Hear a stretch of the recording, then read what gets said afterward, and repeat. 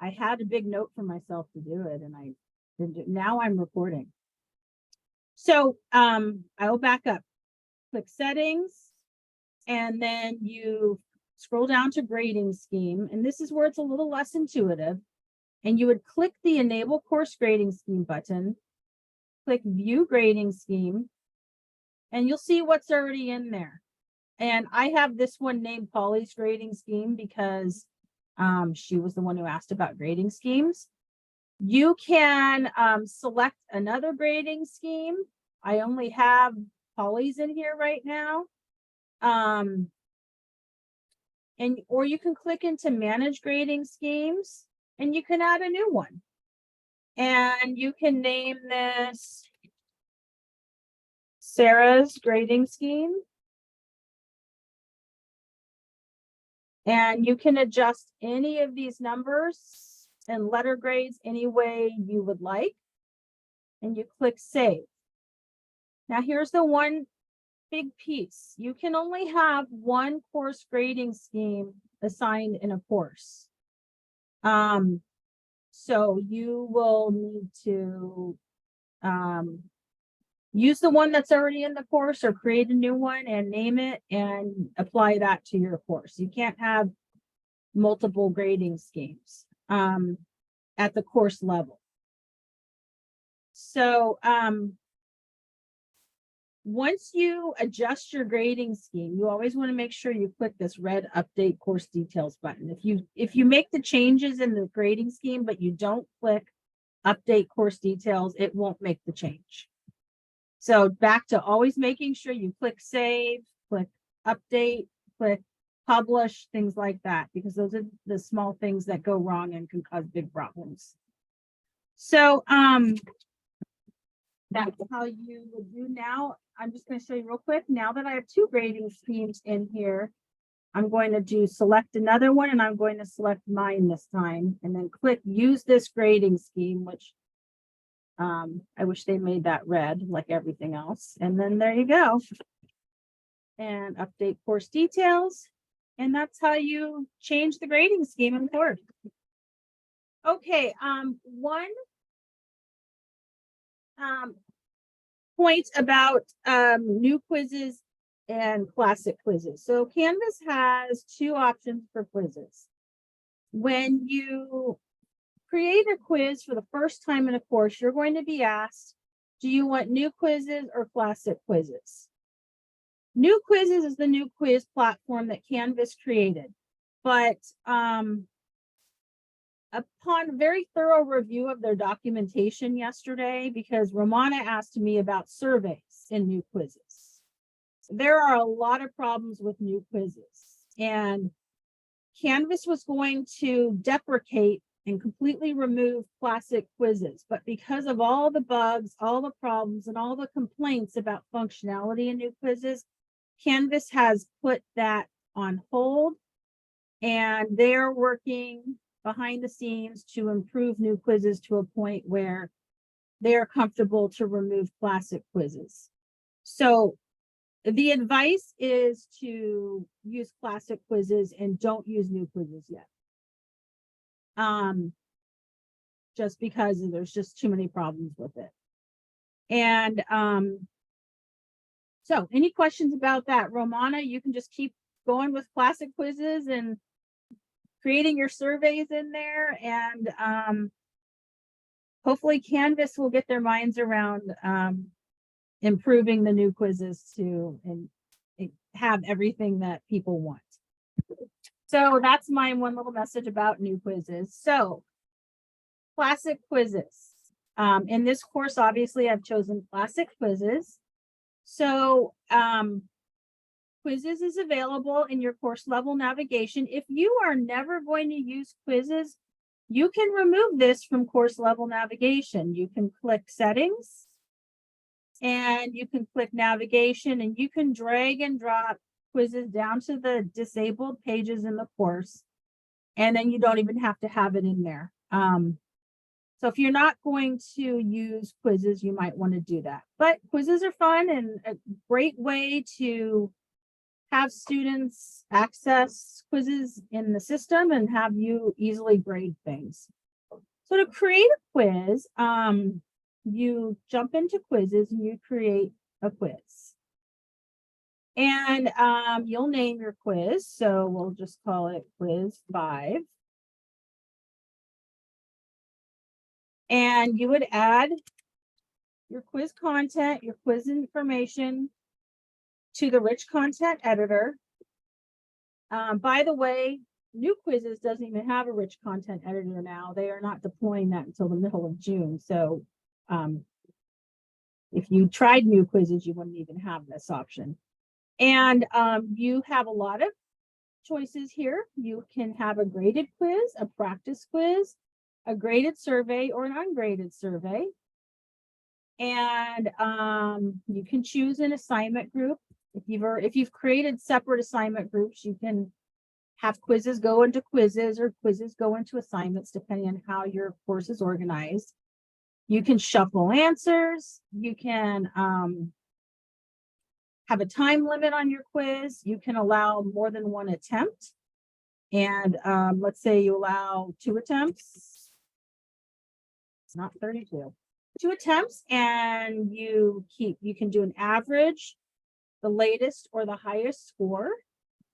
And here you can let students see quiz responses. And you can allow them to see the correct answers. Maybe you don't want them to see that, so you would make sure you keep that unclicked. You can show one question at a time. You can lock that question once they've answered it, but you don't want to click that if you want them to be able to scroll through and rethink some questions.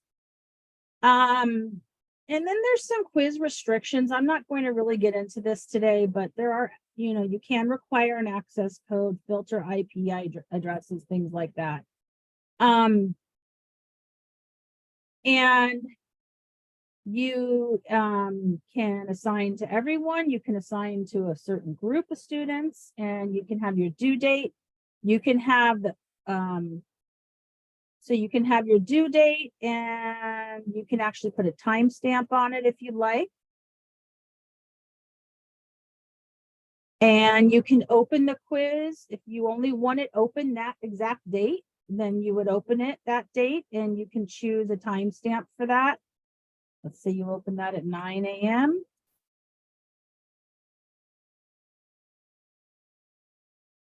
And you can close it back down right at the end of the day.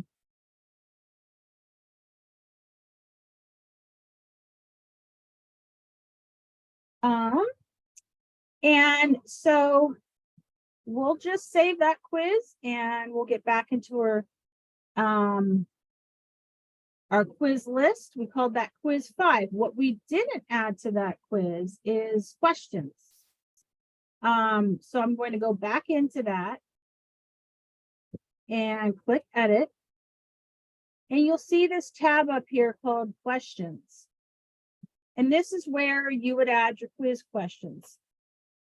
As you add quiz questions to quizzes in Canvas, you develop a bank of quiz questions. So there's kind of a heavy lift to initially add quizzes because you have to actually manually add the questions in there.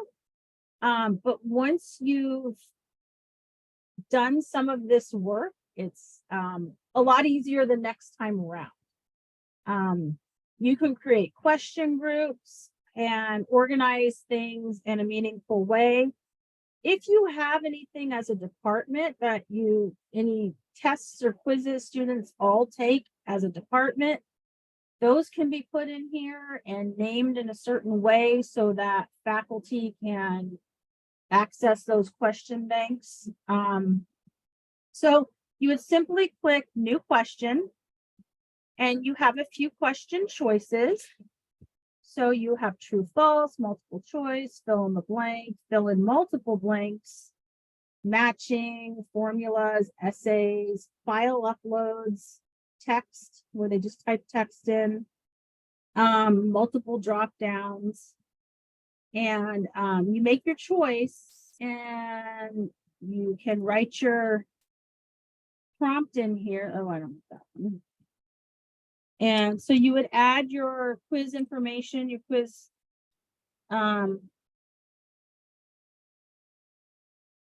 you would write your quiz question in, and then you would put the answer text in, and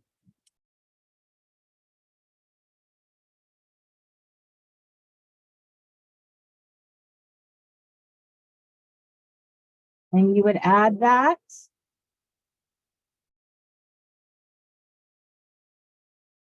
And then the top ones are going to be the correct answer. And what's great is you can add feedback.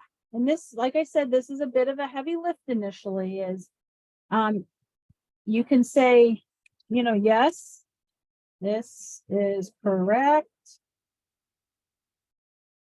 because. So you can add feedback. You could say for this, no, this is not correct. Whatever type of feedback. Romana, I know you've done some work with quizzes. Do you have feedback in yours? I do, but I don't typically do this sort of multiple choice quiz. I'll do a short answer or an essay. And actually, it's the quiz functionality, but for me, it's actually a homework set. So that way, I'm able to see the answers will export into an Excel spreadsheet for me really conveniently. Nice. That's great. So anyway, you would build your question and click save, and that's what you would have to do for all of your questions on your quiz, depending on what type of quiz. But there are a lot of creative things you can do here. And I could see how for faculty support, this might be something people might ask you to do, help you with, to add quiz questions. So we will continue to train faculty support personnel on these things.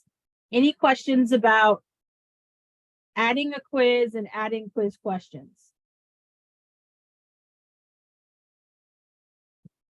I'll just point out that this is the functionality. If people want to do keep, stop, start and have it be online, they would use this, but they would choose ungraded survey probably, or possibly practice quiz or something like that. If you want to give them points for even just answering, it could be an actual quiz. But a lot of people do use keep, stop, start, and this is the tool that I was using for that. Okay, it's good to know. Yeah, so you could just come in here and choose the practice quiz option, the ungraded survey, and do that. Just remember, when you create your quizzes, make sure you publish them so people will see them. And one of the things that you didn't point out, but is really important, especially if it's keep, stop, start, is you can make them anonymous so that I, as the faculty member, can see the responses, but not the identities of who it was. But if I want to give them points for completing it, that can be done even if I don't see the association between the individual person and their response. Okay.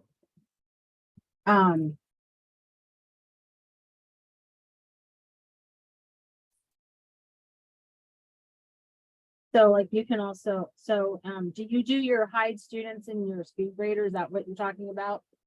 No, I was talking about in the actual quiz setup. I'm pretty sure one of the choices you can have, or maybe it's only in the survey, I don't remember. But one of the choices is make it an anonymous response. I don't remember the actual name for it now. It's probably only for graded ones now that I think about it. I know I've seen that in here. So, oh, well, I don't remember where it is, but it is one of the choices somewhere. Okay. No, I know I've come across it. I've seen it in here. So we've had questions. We've had people from the law school who asked if we have anonymous grading available in here, things like that, and that is available. Okay, any more questions about quizzes? Okay, we talked about question banks, and so as you add questions into your quizzes, you develop the question bank and you can pull from those. And so let's jump into rubrics.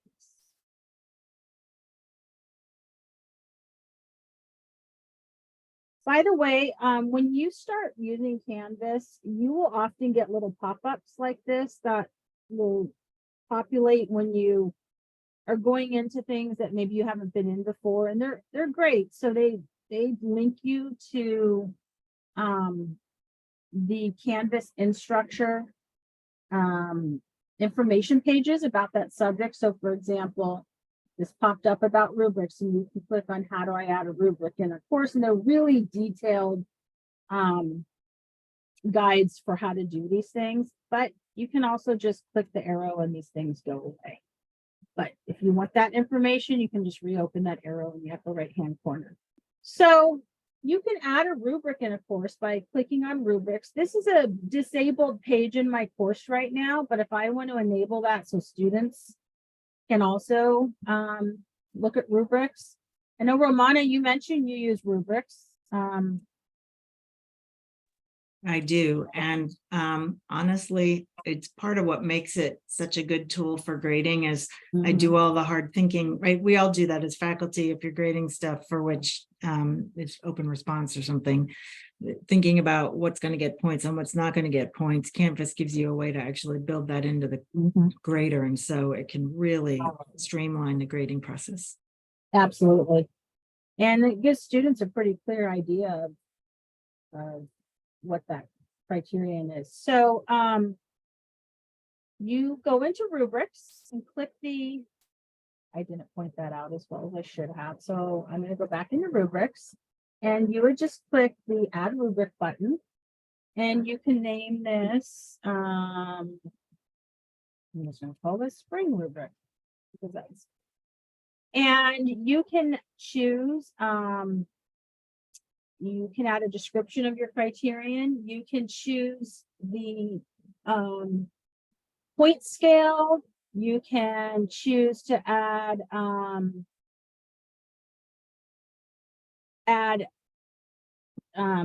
full 5-point scale, and with specific descriptions. You can add whatever it is that you would like. I don't know how your rubrics look, Romana, but whatever you want to name them, and you can categorize them by so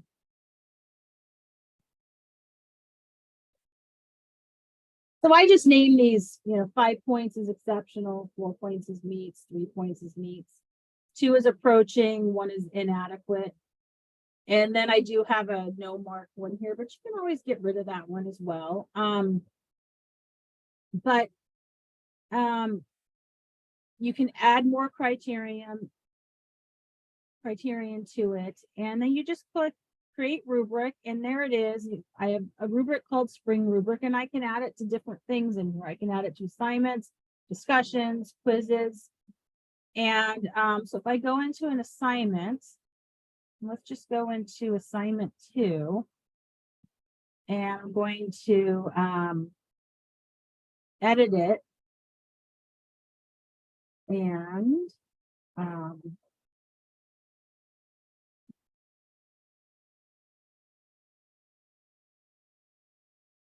thinking this is not going to be the option.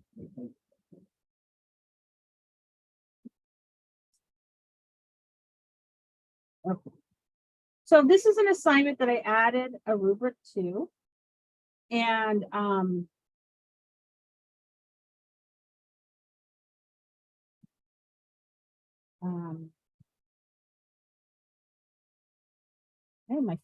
feeling a little lost in here all of a sudden, like, why am I not getting my rubric option? What happened here?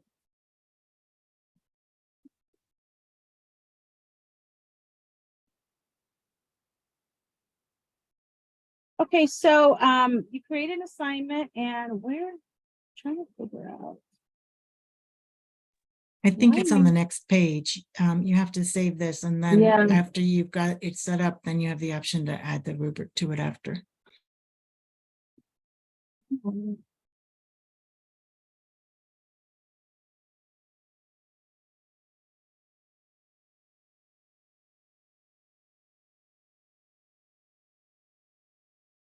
See, there it is.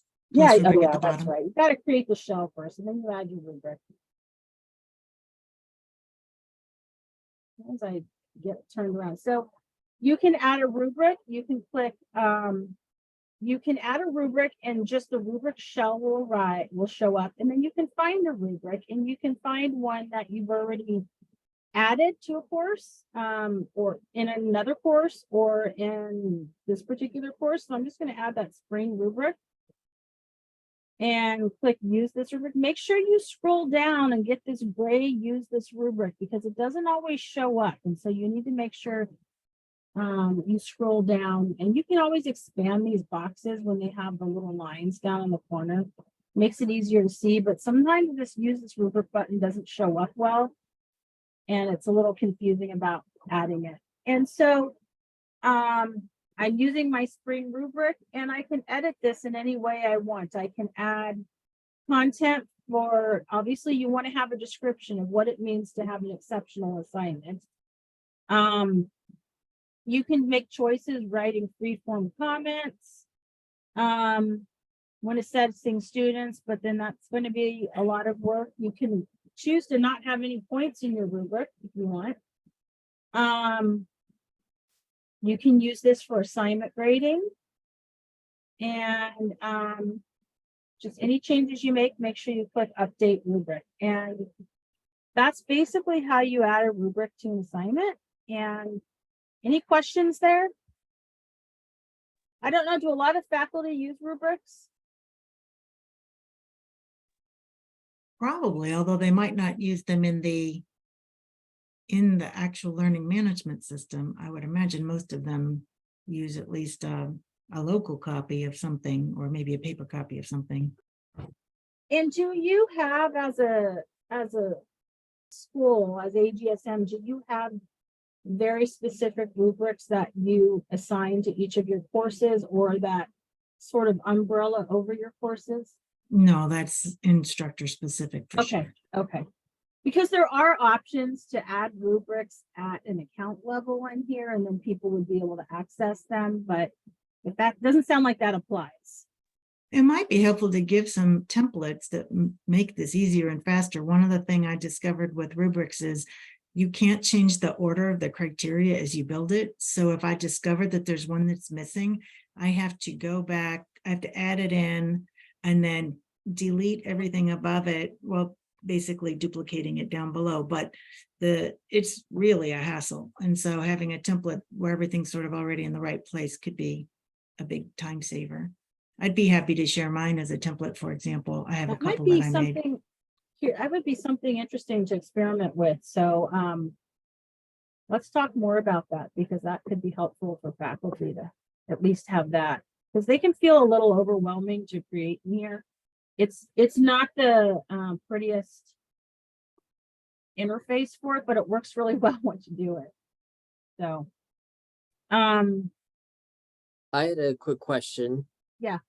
The rubrics, that's something that requires a person to intervene on. It can't be done like in some kind of auto grading scheme, like with a quiz or something. It requires like an instructor or professor to go in and physically like choose one of the options, right? Yeah. Okay. That's what I just and you was would curious do about. that, and you would do that in SpeedGrader, which we'll get to in a minute. So yes, it lacks that automaticity of just a standard, you know, you got 10 out of 10 correct, or but when you have short answer responses and longer written responses that are submitted in quizzes, the rubrics incredibly helpful for that. Okay, so let's jump into the grade book. So when you build out your course, you end in your assignments, your graded discussions, quizzes, things like that, those get filled into your grade book. And your grade book is basically like your spreadsheet of everything that you have that has points, percentages, etc. attached to it. And grade books will get filled with icons and colors depending on students that submit things late. If they'll show that a student has a submission, check marks show that something's been graded. And I included a link in your faculty guide today of a really good document that shows all the color coding and icons in a grade book. Like things that are red are not submitted, things like that.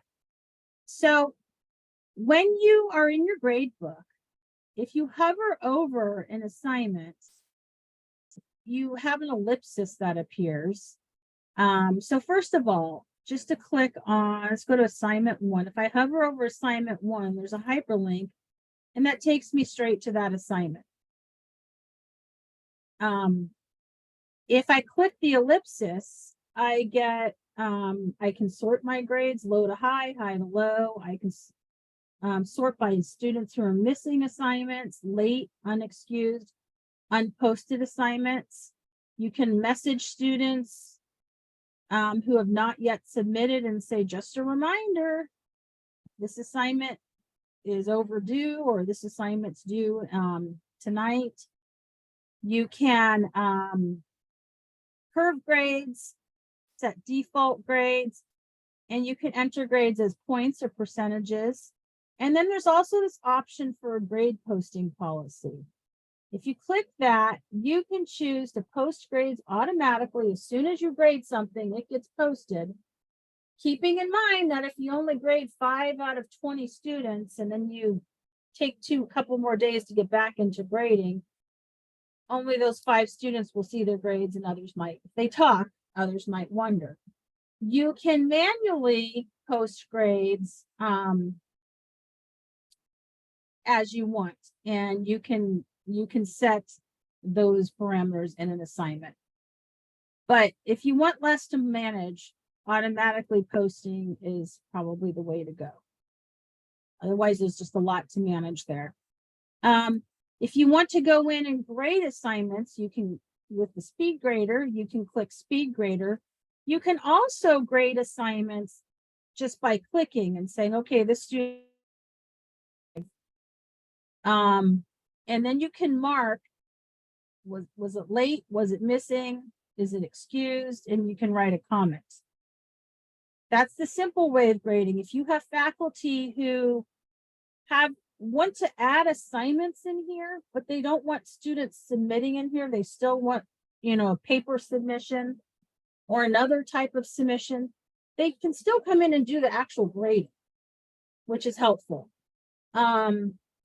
And then I only have 1 student here plus a test student, but you can leaf through all the students and continue to grade. If you have a stack of paper assignments and you're just adding points in, you can do that. The other option is to get into the speed grader, which is a lot of fun. When you have a student submission in here, you can add annotations, comments, different types of information like that. You can post attachments. You can record. Actually, the media comment is going away. I don't know if, Romana, you've tried that. The media comment will go away once we move away from Canvas Studio. That's going to be removed in the summer from ours, and we'll just have Kaltura. So we will no longer have media comments in here. But you can view the rubric and make comments. And you can also hide student names in the speed grader. If you have faculty who don't want to see student names when they're grading assignments, you can go into the option gear up here, the settings gear, click options, and click the hide student names in speed grader. And then they just see student 1, student 2, And then they can flip through different students in the course up here. Because that is a question that I have been asked, is about anonymous grading. So any questions so far about SpeedGrader?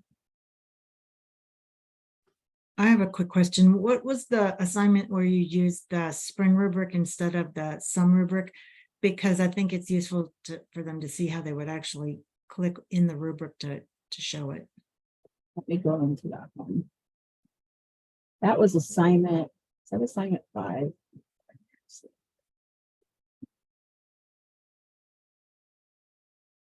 I created a new. Oh, it was this one. There we go. Let's go into that one. I guess maybe you have to publish it before it lets you grade it. I don't know. No, it's unpublished. Okay. I'll go ahead and publish it. Just remember what I named that one. Okay. So let's go in here.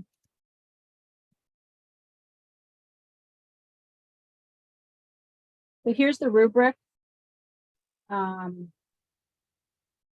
Whoops.